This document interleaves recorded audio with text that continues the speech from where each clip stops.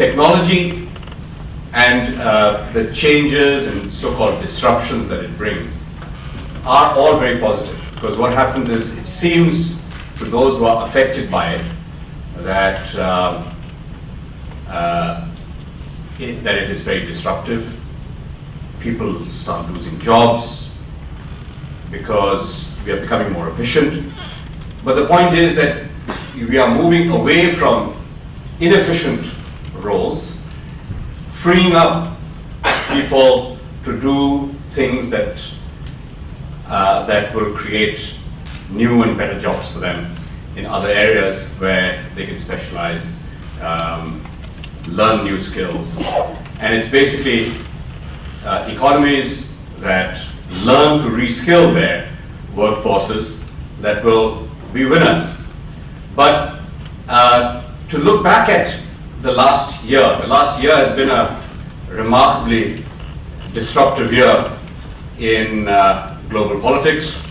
2016, we had Brexit, we had the election of a neo-Nazi as President of the United States, we had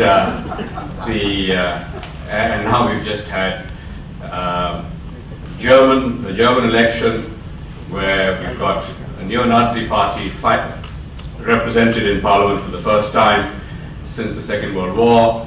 The communists, the old East German Communist Party, having nearly 10% of the seats in the new German parliament.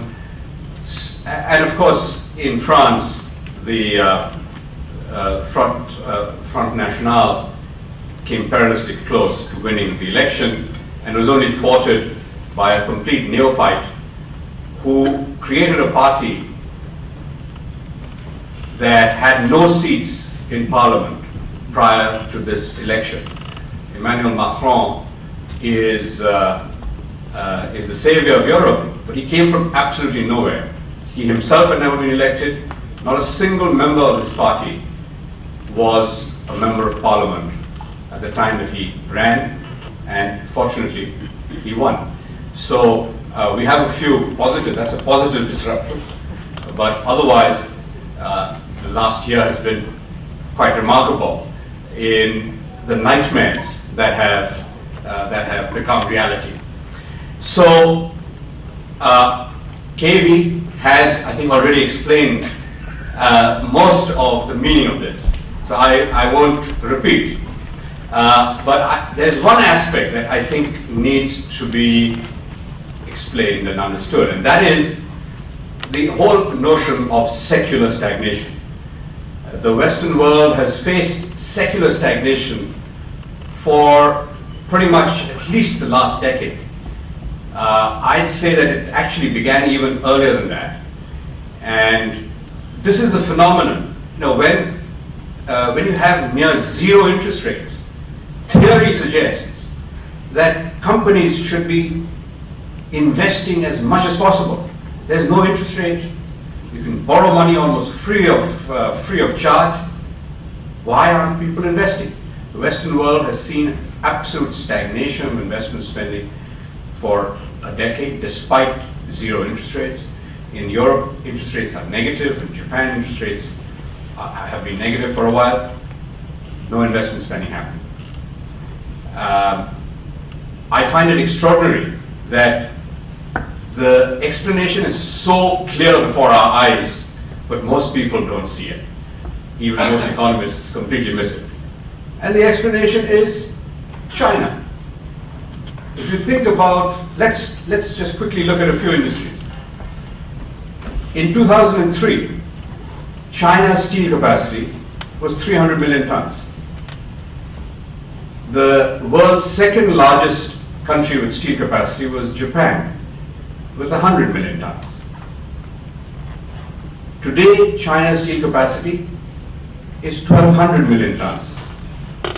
Japan's steel capacity is 105 million tons. So China has more than 10 times the steel capacity of the second largest country. If you look at cement, China has 10 times the capacity of the second largest producer of cement in the world, which is India. 10 times.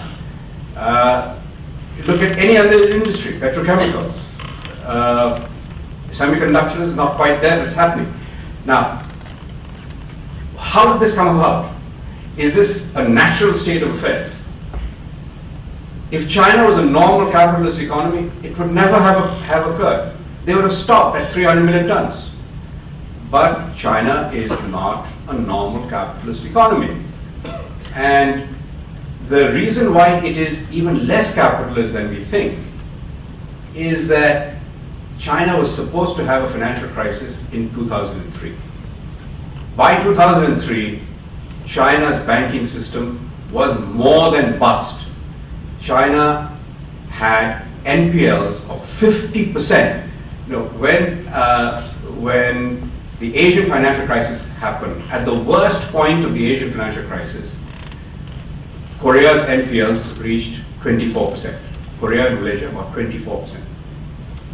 Banking systems are bust when you have NPLs of more than 20%. China was at 50%. Now, most people are not allowed to even say this, but S&P had a report which was swiftly withdrawn. S&P published a report in August 2003. Now all you can find is not that report, you can find newspaper reports about that report. At least those still exist. So the newspaper reports about that report say that China had 50% NPLs. And it actually took 45% of banks' loans off the books at face value, which actually only increased moral hazard and encouraged banks to just lend as indiscriminately and irresponsibly as they had done in the past, if not more so. And so we now have a situation where the world's other fast-growing economies like India and Indonesia have loan growth of 4, 5, 6%, and the country with the most overcapacity in the world is lending as if there is no tomorrow. 15% loan growth year after year, and in the past year there has been a beautiful confidence trick pulled off by Xi Jinping. What he's done is last year he began to extend credit more. He ordered a few steel companies to reduce production, and this was passed off as capacity cuts. They're not capacity cuts. They are just reductions of actual production. So many steel mills have been told you can only produce for 276 days in the year, and must close the other days. So only 276 days. And so we've now had a massive boom in steel prices, which is only encouraging even more capacity creation. So the really big disruption to our world will be when the Chinese economic bubble bursts.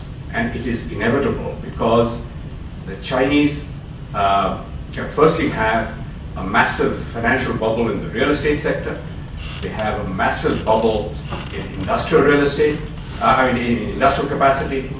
We looked at cement. The thing about cement is it cannot be exported. But with steel, we have seen the disruption to world steel markets as a result of China's exports.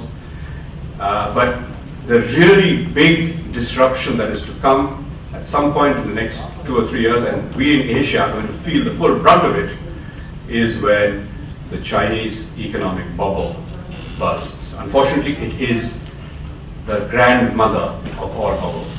We've had,